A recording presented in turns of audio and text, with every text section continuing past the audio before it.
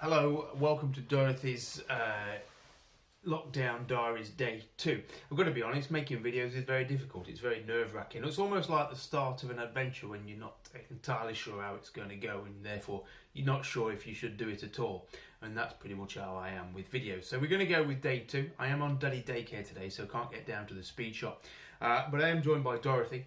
For anyone who's not aware, the postie bike that I originally rode from Sydney to London was named by its previous owner after his favourite character from A Wizard of Oz. So the guy was named Colin. He bought the CT110 to travel around the outback, and he put the big tank on and the panniers and things like that, and then he did some trips into the outback, came back to Brisbane, sold the bike, and then it was a little month or so later that I bought that bike and then rode it home to England. So that's where the connection with Dorothy comes from, and as I say, it was his favourite character from A Wizard of Oz. I just happened to have bought a poster the other week to put up in the speed shop, and so thought I'd use it as a backdrop. So today, not being able to get down to the speed shop, I wanted to talk about something I guess that is important to me about motorcycle travel, that isn't about the bikes or the kit or anything else. It's about the people you meet when you're out there riding, and I think to me it's one of the most important elements of a trip, and it's the most unpredictable element of the trip. You never know who you're going to meet, never know who you're going to bump into, and you're never sure how they're going to change the course of your trip, your adventure, or give you different context, different understanding, different meaning. And I want to focus just for this short video on the trip that I made across America, New York to Alaska, on Dorothy, on the Honda CT110, and just a few of the people I met there. I mean, America's obviously going through a great deal of turmoil at the minute, it's all over the news. But for me, America is just such an amazing place to ride a motorcycle. You've got such a diverse climate, geography. The culture changes from whether you're in the East Coast or down in Mississippi, Alabama, and then you go across Texas, and it's different then. Then into New Mexico, Colorado, Utah, Nevada, California, and then you go north up to Alaska. It's such a changing place, and the beauty of it is that you can speak the language. You can understand what people, obviously the stories that they're telling you, and I think that adds a lot of weight to the experience. At least it does for me. So just a quick rundown of a few of the people I met, really, just to introduce them to you. Cyclists are something I met quite a lot of, and when I'm travelling, I like to, say you're riding through the middle of Texas, for example, and you see a cyclist coming your way. I'm always intrigued as to what they're doing out there and where are they going, and are they okay? Do they need anything? So the first I met was a guy called Emmett, who was cycling east from the west coast to the east coast. Now, he began his journey when he was in his 20s, so almost 30 years ago. And he set off from the west coast, and he made it as far as sort of Texas way, where I met him. And then he'd had to go back, and then he joined the military, and he'd spent 30 years in the military. When he retired, he decided he'd got a trip to finish, and so he went back to where he left off 30 years prior, got a push bike, and then he was riding over to New York to complete that trip that he started 30 years prior, which I thought was quite fascinating, how he'd obviously clung on to the importance of that trip, and he'd been patient, bided his time, and then now was the time to do it. Second person, Elizabeth. Elizabeth was a lady I met in Lamar Tourist Information Services. I always like stopping in tourist information centres, because you never know who you're going to meet, what advice they're going to give you. They're going to have maps and local knowledge, which is always really good. And Elizabeth must have been late 70s at least, and she told me that her husband had died 4 years prior, and that she still managed a cattle ranch with 100 cows on it, and she did that pretty much single-handedly. And she was such a bright, sprightly, passionate, engaging, talkative lady, and we talked for an hour or two at a tourist information centre. And I think for me, I was always on kind of a deadline to get somewhere, generally because I was running out of money. But I think taking the time to talk to the people you meet is so vital, even if it puts you off schedule, because, as I say, every person you meet is a sort of a breadcrumb to somewhere else. So I remember Elizabeth fondly. A little story from Wichita. I'd arrived at Wichita one evening, and as usual, I was getting my McDonald's evening supper of a cheeseburger and a cup of tea before riding out into the sort of wilderness and finding a place to camp for the night. Because I was on a tight budget, I was camping every night, camping wild, which was very difficult in America because everywhere's contained, everywhere's fenced off, or at least it was in the Midwest.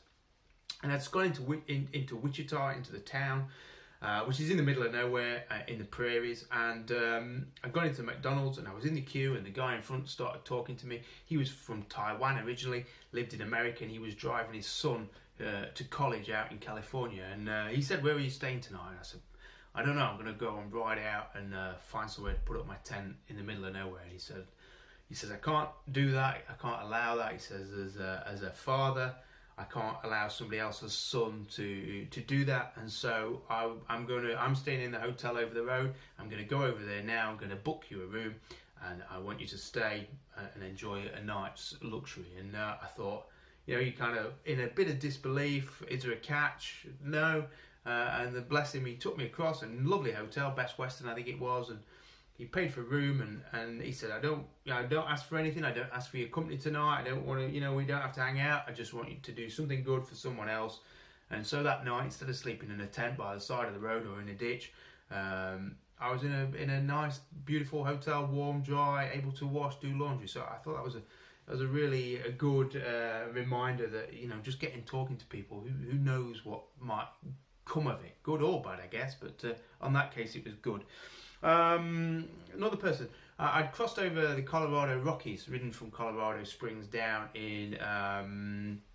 to a little place called Lake City, which was buried right in the forests and the valleys of the mountains of the Rockies around. And it was just a little hostel I'd found, and I was staying there. And I didn't realise it was on the Colorado walking trail. And there were a few ladies passing through, but one snowcat, she was in her late 60s, and she was walking alone this 600-mile route through the Colorado wilderness, and she described the process where she'd carry a light backpack and carry the essential things she'd need for maybe 2 or 3 days on the road, but then have it so prepared that she would then send a bigger box of items to the next post office ahead. So she would be walking 2 or 3, 4 days on her own to a next point. Then she would take the things she needed from that parcel and then post it on again to the next. And I was so inspired that someone, I guess you would say older, was and vulnerable. You would think elderly female walker in the wilderness, in bear country, and all the worries that you might have. And she was out there, and she was not scared. She was prepared, disciplined, and she was on it. She was walking that trail, and I met a few ladies, one even older than that, who was doing exactly the same, and nothing would have stopped them doing that. So she was an incredibly inspiring character that I met just in a hostel, middle of nowhere, and we were both there a few days, and we just spent the day talking, and other people came and went, and just a nice vibe.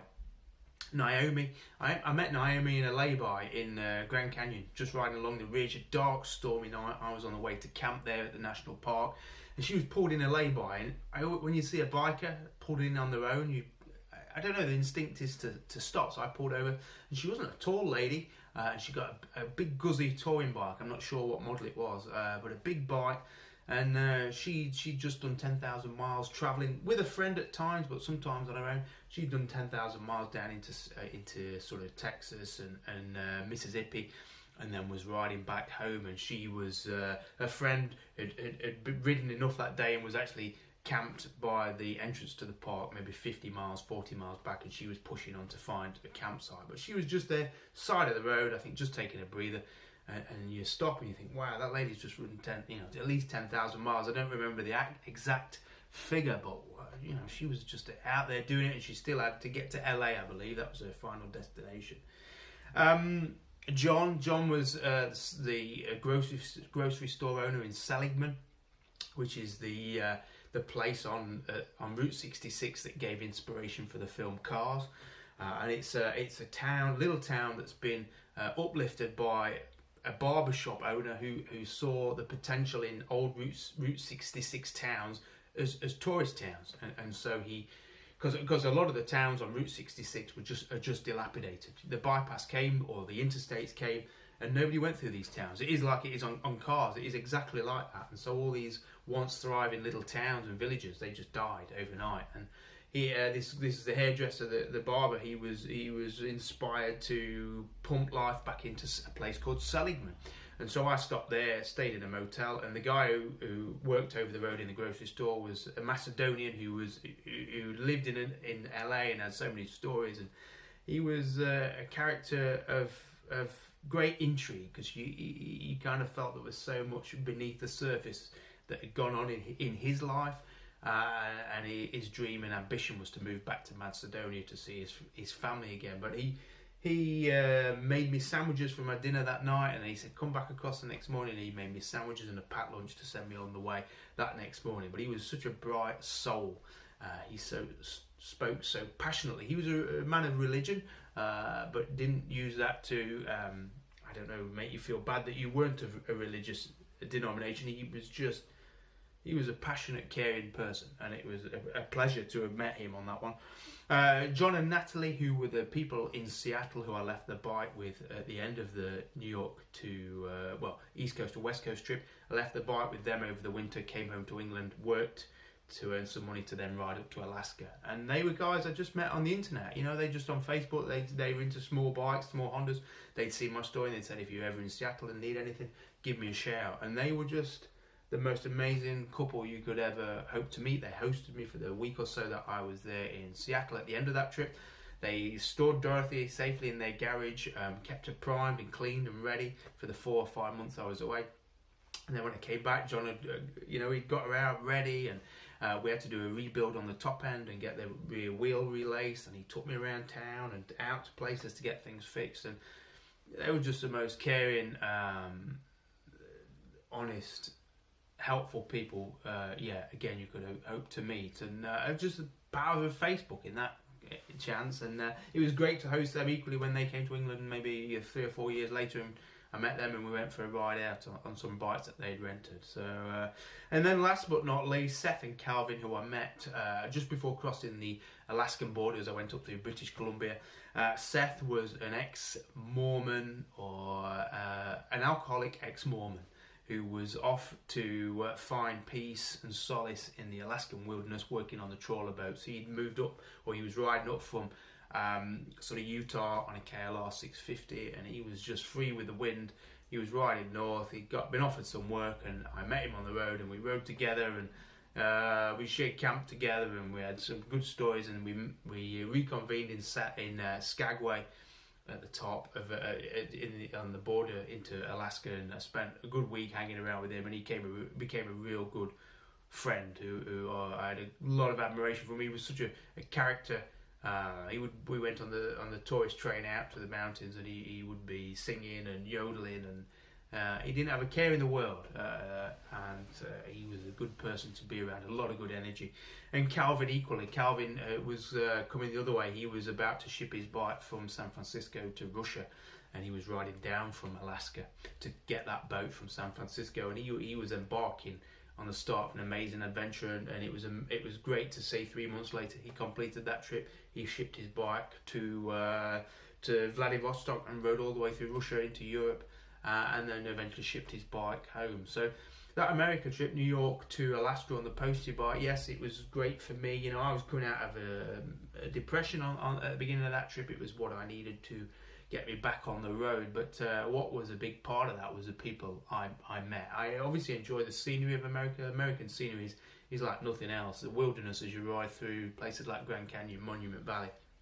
But then the people you meet on your journey. So if I was to offer any advice to anybody thinking about a trip, is try not to put yourself on a timescale that doesn't permit you to meet, talk, listen, engage with people, because they are what you will remember and treasure far after the memories of the road you rode faded. So it's the people. It really is. Travelling is people, and that's how I want to end. So that's day 2. Tomorrow I'll be back in the workshop. Thanks again for all your suggestions. If you've got any more topics to cover, please send them through. My list is filling up, and I think if lockdown lasted for a year, I think I've got enough to go on. So thanks again. Hope everyone's well. Take care. Bye.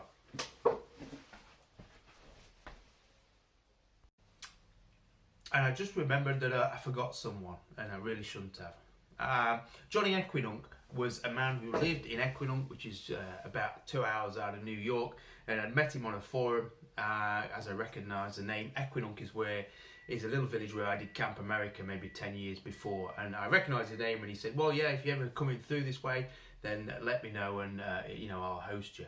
And when I landed in New York, I was in a bad place mentally. I was in a dark place, and the trip was my hoped recovery.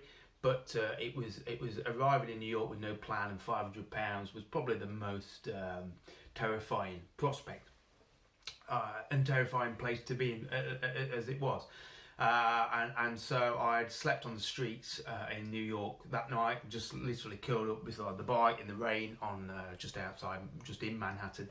And the next morning I got up and started riding west. And my sat-nav had stopped working, so I didn't have a clue where I was going. And I finally did find my way towards Equinunk, but because my phone was dead and I didn't have any connection or anything, I didn't know where this guy lived, Johnny or anything. I was aiming for Equinunk because I didn't know where else to aim, and I don't know, I was making it up. Anyway, I was riding along, dusk, well, deciding to get dark, and this bike came the other way, and he spun around, and I stopped, and he came back, and it was Johnny. He said, I was just on my way to get a Chinese takeaway, and wow, what are the chances? And I followed him back, and he lived in a cabin in the woods near Equinunk, the camp, the summer camp that I worked on, and he was the most caring, kind guy. He lived alone there. He'd lived with his mother, who sadly passed, and he was a long-distance truck driver, and he had to take off the next day or a day or so later. It was a day or so later because we went out riding the next day together, and he showed me a bit more of the local area. But he let me stay in the bedroom in his basement, and I stayed there for as long as it needed for me to get the strength, courage, conviction to load that bike up and hit the road again and aim for San Francisco. So he was a very influential, important first part of that journey to get me across America. And if I hadn't met him that night, I don't know what I would have done. And so I guess that stems into the aspect of planning a trip. Yeah, you can plan, you can prepare, you can lay everything out as much as you want, but sometimes who knows what's going to happen when you start turning that wheel. And that's part of the fear, the challenge, and also the excitement of motorcycle travel. So Johnny Equinunk is a good friend, and I shall never forget his kindness that day. So cheers.